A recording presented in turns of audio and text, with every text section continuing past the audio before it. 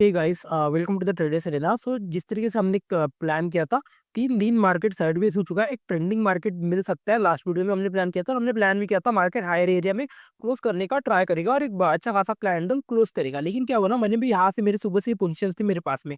लेकिन क्या हुआ मार्केट में, यहाँ पे जब ये रिवर्स आया मैंने यहाँ पे एसएल डाला था। लेकिन क्या हुआ ना, एसएल हिट ही नहीं हुआ और डायरेक्टली मार्केट मैंने जहाँ पे बाय किया था वहां पे एग्जीक्यूट हो गया वो। लेकिन लेट इट गो कॉल, मतलब लास्ट डे को मेरे मेरे 2 बार ऐसा हुआ कि मेरे मतलब ट्रेड्स आए और मुझे एसएल चला गया। मतलब जहाँ की मैंने प्लान ही नहीं किया था, अपने आप एग्जीक्यूट हो रहे थे। बिकॉज़ क्या है ना, ये कुछ वोलेटिलिटी चल रही थी, कुछ न्यूज़ेस था गोल्ड में, उसकी वजह से फिर मैंने यहाँ पे और ट्रेड ही नहीं लिया। बिकॉज़ क्या है ना, लेट इट गो बोला, चलो छोड़ो जाने दो, किस कोई इश्यू नहीं है। अभी अगर आप देखोगे, मैं अभी यहाँ पे और एग्रेसिवली ट्रेड करने के लिए इंटरेस्टेड नहीं हूँ। बिकॉज़ क्या है ना, मुझे मार्केट तो अच्छा दिख रहा है कि हाँ, जा सकता है, बट मेरा एक पॉइंट है। देखो गोल्ड का क्या हुआ है, गोल्ड कंटिन्यू मूव किया है 4 मंथ से। तो कंटिन्यू मार्केट मूव कर नहीं सकता। यहाँ पे अगर आप देखते 4-5 कैंडल बनाने के बाद मार्केट ट्राई करता है, इधर ये पॉज लेगा, इधर ये सेलिंग के लिए आएगा। और इस बार मैं ये पॉज भी एक्सपेक्ट नहीं कर रहा हूँ, मैं इस बार मैं एक्सपेक्ट कर रहा हूँ ये सेलिंग के लिए आने वाला है। There is a more probability. Because क्या है ना, मार्केट कंटिन्यू ऊपर जा नहीं सकता, ये कहीं ना कहीं 90 डिग्री में ट्रेड हो रहा है। जिस तरीके से ट्रेड होता नहीं है, बड़ा सेल ऑफ आएगा, जब भी आएगा तब हम बड़े सेल ऑफ के लिए प्लान करेंगे। लेकिन जिस हिसाब से वीकली पे दिख रहा है, बट हम बाइंग का भी मार्केट को इग्नोर नहीं कर सकते। बिकॉज क्या है ना, हमको मंथली से इतना कोई फर्क नहीं पड़ता है, हम ट्रेड लेते हैं हमको, लेकिन वीकली से पड़ता है। वीकली में अगर आप देखोगे मार्केट प्रॉफिट को दिख रहा है, तो हमारा सिंपल रहेगा, मार्केट इसके 50% के नीचे नहीं आता है तब तक मैं एग्रेसिव सेल नहीं करूंगा। मेरे लिए हो सकता है डेली में कुछ पुल बैक मिले, लेकिन मैं एट द एंड मार्केट ऊपर के साइड जाए, इस तरीके से मैं प्लान कर रहा हूँ। लेकिन अगर ये इस कैंडल की 50% के नीचे अगर मार्केट आना, ट्रेड चलना स्टार्ट करता है, मैं एग्रेसिवली शॉर्ट करना प्रीफर करूंगा। बिकॉज क्या है ना, जिस हिसाब से मुझे दिख रहा है, मार्केट सेलिंग के लिए कहीं ना कहीं आ सकता है। आई होप चीजें आपको अंडरस्टैंड हुई। अभी मैं बोल रहा हूँ क्यों मैं एग्रेसिवली बाय नहीं कर सकता हूँ। बिकॉज कह रहा है 1 कैंडल, 2 कैंडल, 3 कैंडल, 4 कैंडल, फिर ये 6 कैंडल है। गोल्ड कंटिन्यू मूव कर रहा है 6 कैंडल से, कभी भी ये लो ब्रेक नहीं किया। और जब भी 4-5 कैंडल एक साइड बन जाते हैं, चाहे वो सेम कलर हो डिफरेंट कलर हो, डजेंट मैटर। लेकिन अगर लो ब्रेक नहीं किया है तो एक बार ये ट्राई करेगा प्रीवियस कैंडल का लो ब्रेक करने के लिए। हो सकता है नेक्स्ट डे पॉज करे, फिर ब्रेक करने के लिए ट्राई करे। लेकिन मैं एग्रेसिवली ट्रेड करने वाला हूँ गोल्ड को। मैं कहीं न कहीं प्लान करूँगा, अगर सीलिंग के साइड आता है मैं तभी एग्रेसिव ट्रेड करने वाला हूँ। अदरवाइज़ ये बाइंग के लिए जाता है तो मैं थोड़ा कम क्वांटिटी में इसको प्लान करूँगा। आई होप चीज़ें आपको अंडरस्टैंड हो रही होंगी। तो इसका 50% के नीचे आएगा, आप तभी सेल ऑफ करेंगे, और अगर ये ऊपर जाता है तो मैं थोड़ा कम क्वांटिटी में इसको बाय करते रहूँगा। बिकॉज़ क्या है ना, वी डोंट नो, इतना बड़ा कैंडल अगर यहाँ पे बन गया तो फिर मिस आउट नहीं होना चाहिए। बिकॉज़ क्या है ना, प्रॉफिट मिलना इंपॉर्टेंट है, तो मैं क्वांटिटी के साथ प्ले अराउंड करता हूँ। जहाँ पे मैं कंफ्यूज होता हूँ वहाँ पे मैं क्वांटिटी के साथ प्ले अराउंड करता हूँ। आई होप चीज़ें आपको अंडरस्टैंड हो रही होंगी। अभी चलो इथेरियम को देख लेते हैं। Ethereum looking picture perfect. मैं इसमें अभी ट्रेड लेने वाला हूँ सेलिंग के साइड के। बिकॉज क्या है ना, एक पॉइंट हमेशा रखना, मार्केट कंटिन्यू सेलिंग के लिए आ रहा था। अभी क्या प्राइस एक्शन दिख रहा है, मार्केट कंटिन्यू सेलिंग के लिए आता। अभी क्या होगा, मार्केट जब भी ऊपर जाएगा, मैंने आपको पहले ही बताया, इससे फर्स्ट पुल बैक में एग्रेसिव बाय नहीं कर रहा, प्रेफर करता हूँ। लेकिन अगर यहाँ से जब भी ये रिवर्स आएगा, यहाँ से एक कैंडल जब ये रिवर्स करना स्टार्ट करेगा, ट्रेंड को कंटिन्यू करना स्टार्ट करेगा, तब ये बड़ा सेलअप आ सकता है। तो मेरा पहला trade next week onward selling के लिए होने वाला है। एग्रेसिव मैं 50% क्वांटिटी लूंगा, जितना मैं टोटल ट्रेड करता हूँ। और अगर नीचे के साइड आता है तो मैं इसको फुल क्वांटिटी में ट्रेड करूंगा। आई होप चीजें आपको अंडरस्टैंड। देखो ट्रेडिंग इतना हार्ड नहीं है। क्या होता है ना, आप लोगों ने हार्ड बनाया क्योंकि आप मतलब कंसेप्ट समझते नहीं हो। बिकॉज क्या है ना, मार्केट जब भी ऊपर जाती जाएगा ना, लोग सपोर्ट मतलब लोग ट्राई करेंगे सेल करने के लिए। तो हो सकता है मार्केट एक डोजी कैंडल बनाए, भले ही नेक्स्ट वीक, या तो फिर सेलिंग के लिए आए। दोनों पॉसिबिलिटी हो सकती है।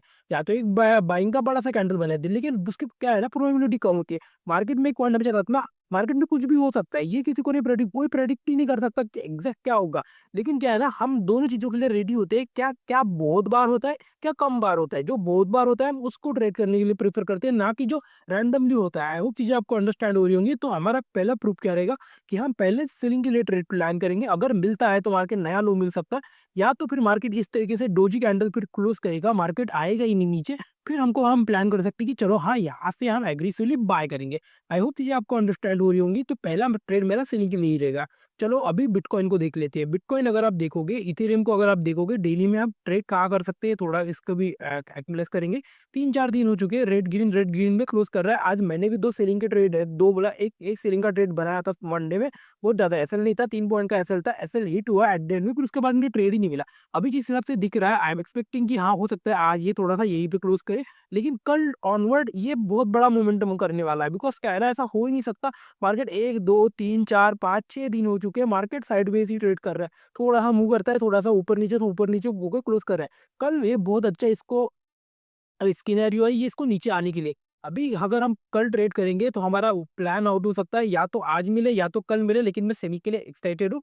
बाइंग के लिए मेरे थोड़ा कम क्वांटिटी रहेगा, तो हमारा बाइंग अगर सिंपल प्लान रखेंगे 1 आवर पे, मुझे अगर प्राइस एक्शन में दिखता हो कहाँ पे हम ट्रेड कर सकते हैं इसको, अगर प्राइस आपको अगर देखेगा कहाँ पे एक ट्रेडिंग हो सकती है, ट्रेड प्लान हो सकता है, यहाँ पे अगर आप देखोगे ये एरिया मल्टीपल टाइम टेस्ट हुआ है। तो अगर मार्केट यहाँ तक आता है, यहाँ से अगर ब्रेकआउट देता है, मैं यहाँ पे फुल क्वांटिटी को ट्रेड करूंगा, और अगर नीचे के साइड अगर ट्रेड करना है, इसको नीचे ब्रेक करने दो, बिकॉज क्या है ना, सेम मैंने यहाँ पे भी एक ट्रेड दिया था, यहाँ पे रिवर्स हो गया, 3-4 पॉइंट का एसएन दिया मैंने, फिर इसके बाद निकल गया। अभी अगर आप देखोगे फिर इसी एरिया से अगर ब्रेकआउट देता है, इसको और रेट करने वाला हूँ। आई होप चीजें आप अंडरस्टैंड करिए, इधर ही ऊपर ब्रेक करिए, इधर नीचे ब्रेक करिए, लेकिन मंडे ऑनवर्ड आपको एक बड़ा मोमेंटम मिलने वाला है। अभी अगर बिटकॉइन को देखोगे, बिटकॉइन किस तरीके से ट्रेड हो रहा है, बिटकॉइन भी अगर आप देखोगे कोई बहुत बड़े खास मोमेंटम इस वीक में हमको मिले नहीं।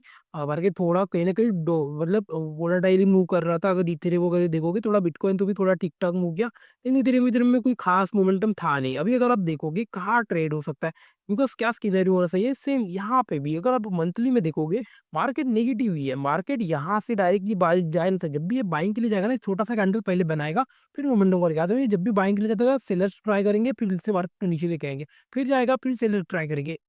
बहुत रेयरली ऐसा होता है कि इतना बड़ा कैंडल बनने के बाद में और एक बड़ा सा कैंडल बन जाए। आई होप चीजें आपको अंडरस्टैंड हो रही होंगी। बहुत रेयर चांसेस होते हैं, जनरली मंथली पे तो बहुत रेयर चांसेस है। डेली में हो जाए हो जाता है, डेली में कोई बड़ी बात नहीं है।